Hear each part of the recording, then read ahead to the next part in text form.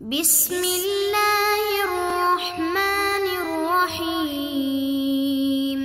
بسم اللہ الرحمن الرحیم۔ السلام علیکم عزیز طلبہ کرام، امید ہے آپ حضرات خیریت سے ہوں گے۔ آج ہمارا صحیح مسلم کا سبق نمبر 135 ہے، جس کا عنوان ہے باب ذہاب الایمان آخر الزمان۔ آگے بڑھنے سے پہلے خلاصہ جات کو ایک نظر دیکھ لیں۔ گزشتہ سبق میں ہم نے اس عنوان کے تحت ان نکات کے اوپر بات کی تھی۔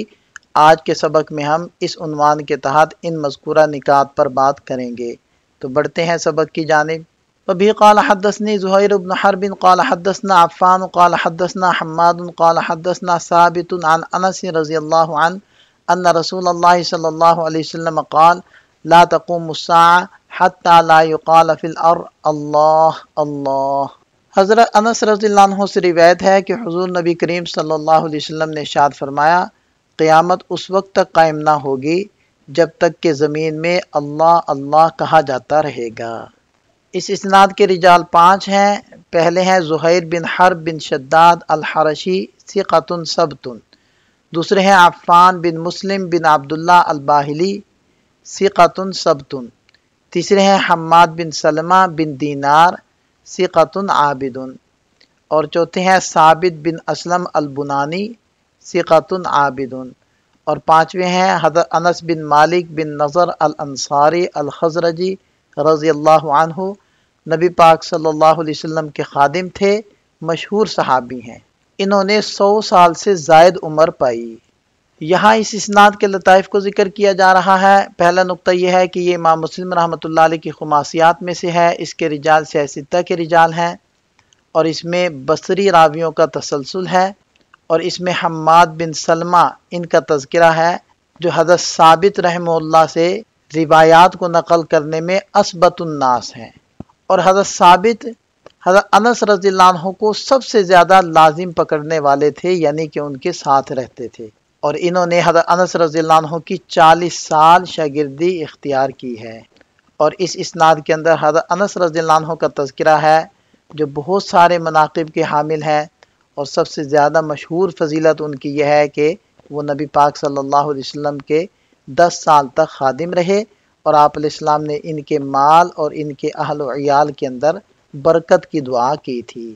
قیامت اس وقت قائم ہوگی جب زمین پر کوئی بھی اللہ تعالیٰ کا نام لینے والا باقی نہیں رہے گا، یعنی اللہ اللہ کہنے والا کوئی نہ ہوگا، جو اس بات کی علامت ہے کہ ایمان بالکل ختم ہو چکا ہوگا اور صرف بدترین لوگ باقی ہوں گے۔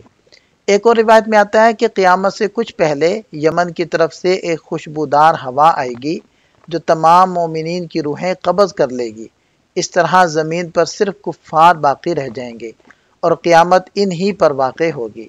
اس کے ساتھ لا تزال طائفۃ من امتی ظاہرین علی الحق الی یوم القیامہ، اس جیسی روایات کا بھی ذکر ہوا ہے، جن کا مطلب یہ ہے کہ قیامت سے پہلے وہ حق پر قائم جماعت بھی ختم ہو جائے گی۔ رہی بات اللہ اللہ کے الفاظ کی، تو شارحین نے وضاحت کی ہے کہ تمام روایات میں اسم جلالہ لفظ اللہ کو 2 مرتبہ دہرایا گیا ہے، جس سے یہ معلوم ہوتا ہے کہ اللہ تعالیٰ کے نام کا منفرد ذکر مشروع اور پسندیدہ عمل ہے۔ قاضی یاض رحمہ اللہ نے بھی ایک روایت نقل کی ہے جس میں لا الہ الا اللہ کے الفاظ ہیں، لیکن اکثر کے نزدیک اللہ اللہ کے تکرار والی روایت ہی اصل ہے۔ یہاں ایک اہم نقطہ یہ بھی ذکر کیا گیا ہے کہ حافظ ابن تیمیہ رحمہ اللہ نے اپنے فتاویٰ میں اللہ تعالیٰ کے اسم مفرد کے ذکر کو غیر مشروع قرار دیا ہے، لیکن اس حدیث کو بنیاد بنا کر شارح رحمہ اللہ نے ان کے اس موقف کو رد کیا ہے، اور فرمایا ہے کہ شاید ان کی توجہ اس حدیث کی طرف نہیں گئی۔ یہ حدیث نہ صرف ذکر الہی کی اہمیت کو بیان کرتی ہے، بلکہ اس کی مشروعیت پر بھی دلیل فراہم کرتی ہے، خصوصاً اللہ کے نام کو بار بار لینے کی صورت میں۔ ملا علی قاری رحمہ اللہ نے المرقات میں اس حدیث کی تشریح کرتے ہوئے فرمایا کہ اس سے معلوم ہوتا ہے کہ دنیا کا نظام علماء، عاملین، صالحین، عبادت گزاروں اور عام مومنین کی برکت سے قائم ہے۔ طیبی رحمہ اللہ کی تشریح کے مطابق حدیث میں حتی لا یقال اللہ اللہ، اس کا مطلب ہے کہ جب اللہ کا نام لینا اور اس کی عبادت ختم ہو جائے گی تو وہی وقت قیامت کے قائم ہونے کا ہوگا۔ اسی مفہوم کی طرف قرآن مجید کی آیت وَيَتَفَكَّرُونَ فِي خَلْقِ السَّمَاوَاتِ وَالْأَرْضِ ربنا ما خلقت ھذا باطلا یہ اشارہ کرتی ہے، جس کا مطلب ہے کہ اللہ تعالیٰ نے کائنات کو بیکار پیدا نہیں کیا، بلکہ اسے اپنی یاد اور عبادت کے لیے پیدا کیا ہے۔ جب ذکر و عبادت ختم ہو جائے گی تو زمین کی تخریب اور قیامت کا وقت آ جائے گا۔ مظہر نے اس نقطے پر زور دیا ہے کہ علماء اور صلحاء کی برکت نہ صرف انسانوں بلکہ جنات، حیوانات، جمادات اور نباتات تک پہنچتی ہے۔ اس سے معلوم ہوتا ہے کہ ذکر الہی اس کائنات کے لیے بمنزلہ روح کے ہے اور اسی سے دنیا کا نظام قائم ہے۔ گویا اللہ کا ذکر ہی اس عالم کا سہارا اور بقا کا ذریعہ ہے۔ اس حدیث کو روایت کرنے میں امام مسلم رحمۃ اللہ علیہ متفرد ہیں اور دیگر ائمہ حدیث نے اپنی اپنی کتابوں کے اندر اس حدیث کو روایت کیا ہے، جس کی تفصیل یہاں موجود ہے۔ یہاں سے ہم اس حدیث سے حاصل ہونے والے فوائد کو ذکر کرتے ہیں۔ پہلا فائدہ یہ ہے کہ آخری زمانے میں ایمان زمین سے بالکل ختم ہو جائے گا۔ یہ اس وقت ہوگا جب سورج مغرب سے طلوع ہوگا اور اس کے بعد کسی کا ایمان قبول نہیں کیا جائے گا، جیسے کہ قرآن مجید میں سورہ انعام کی آیت نمبر 158 میں بیان ہوا ہے کہ هل ينظرون الا ان تأتيهم الملائکہ، وہ صرف اسی چیز کا انتظار کر رہے ہیں کہ ان کے پاس فرشتے آ جائیں، یا تمہارے رب کا عذاب آ جائے، یا تمہارے رب کی کچھ نشانیاں آ جائیں۔ جس دن تیرے رب کی بعد نشانیاں آ جائیں گی، اس دن کسی شخص کو اس کا ایمان قبول کرنا نفع نہ دے گا جو اس سے پہلے ایمان نہ لایا ہوگا، یا جس نے اپنے ایمان میں کوئی بھلائی حاصل نہ کی ہوگی۔ یعنی جب کچھ نشانیاں ظاہر ہو جائیں گی تو اس وقت ایمان لانا فائدہ نہیں دے گا۔ دوسرا فائدہ یہ ہے کہ یہ حدیث مومنین کی عظمت اور اللہ کے ہاں ان کی قدر و منزلت کو واضح کرتی ہے، کیونکہ اللہ تعالیٰ ان پر قیامت قائم نہیں کرے گا بلکہ ایک نرم اور خوشبودار ہوا بھیج دے گا جو ان کی روحیں قبض کر لے گی۔ یوں اللہ تعالیٰ ان کو دنیا کی مشقتوں، قیامت کے ہولناک مناظر اور فضح اکبر سے بچا لے گا، جیسے کہ سورہ انبیاء میں یہ وعدہ فرمایا گیا ہے کہ لا يحزنهم الفزع الاکبر، کہ وہ انتہائی گھبراہٹ کا وقت ان کو پریشان نہ کرے گا اور ملائکہ بڑھ کر ان کو ہاتھوں میں لے لیں گے کہ یہ تمہارا وہی دن ہے جس کا تم سے وعدہ کیا گیا تھا۔ تیسرا فائدہ اس حدیث میں ذکر الہی کی عظمت اور فضیلت کو اجاگر کیا گیا ہے، کیونکہ جب تک زمین پر کوئی اللہ کا ذکر کرتا رہے گا قیامت قائم نہیں ہوگی۔ یہ حدیث اس بات کو تقویت دیتی ہے کہ قیامت صرف ان لوگوں پر آئے گی جو بدترین ہوں گے۔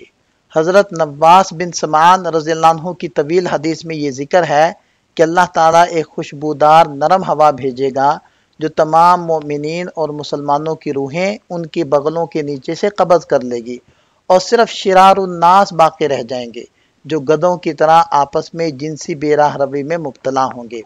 انہی پر قیامت قائم ہوگی۔ حضرت انس بن مالک رضی اللہ عنہ کی روایت میں ہے کہ ہر نیا زمانہ پچھلے سے بدتر ہوگا یہاں تک کہ لوگ اپنے رب سے جا ملیں۔ اس سے معلوم ہوتا ہے کہ صالحین رفتہ رفتہ ختم ہوتے جائیں گے۔ حضرت مرداس اسلمی رضی اللہ عنہ کی روایت کے مطابق نبی پاک صلی اللہ علیہ وسلم نے فرمایا کہ نیک لوگ ایک ایک کر کے دنیا سے رخصت ہوتے جائیں گے اور آخر میں بالکل بے قیمت لوگ رہ جائیں گے جن کی اللہ تعالیٰ کے نزدیک کوئی اہمیت نہ ہوگی۔ حضرت عبداللہ ابن مسعود رضی اللہ عنہ کی روایت میں واضح طور پر بیان ہے کہ بدترین لوگوں پر قیامت قائم ہوگی۔ ان تمام احادیث سے یہ نتیجہ اخذ ہوتا ہے کہ ذکر الہی، ایمان اور صالحین کی موجودگی ہی زمین پر رحمت اور نظام الہی کے قیام کا سبب ہے۔ جیسے ہی یہ خیر ختم ہوگی قیامت قائم ہو جائے گی۔ وبه قال حدثنا عبد بن حمید قال اخبرنا عبد الرزاق قال اخبرنا معمر عن ثابت عن انس رضی اللہ عنہ قال قال رسول اللہ صلی اللہ علیہ وسلم لا تقوم الساعة على احد يقول اللہ اللہ، کہ نبی پاک صلی اللہ علیہ وسلم نے ارشاد فرمایا قیامت کسی ایسے شخص پر قائم نہیں ہوگی جو اللہ اللہ کہتا ہوگا۔ اس اسناد کے رجال 5 ہیں۔ عبد بن حمید الکسی ابو محمد ثقۃ حافظ، دوسرے ہیں عبد الرزاق بن حمام الصنعانی ثقۃ حافظ، تیسرے ہیں معمر بن راشد البصری ثقۃ ثبت فاضل۔ یہاں ان احادیث سے حاصل ہونے والے فوائد کا خلاصہ ذکر کیا جا رہا ہے۔ یہاں ہمارا سبق مکمل ہو جاتا ہے۔ ایک نظر خلاصے کو دیکھ لیں۔ یہ اس سبق سے متعلق چند سوالات ہیں، ان کے جواب تحریر کریں۔ ملتے ہیں نئے سبق کے ساتھ۔ اللہ تعالیٰ ہم سب کا حامی و ناصر ہو۔ دعا میں یاد رکھیے گا۔ السلام علیکم۔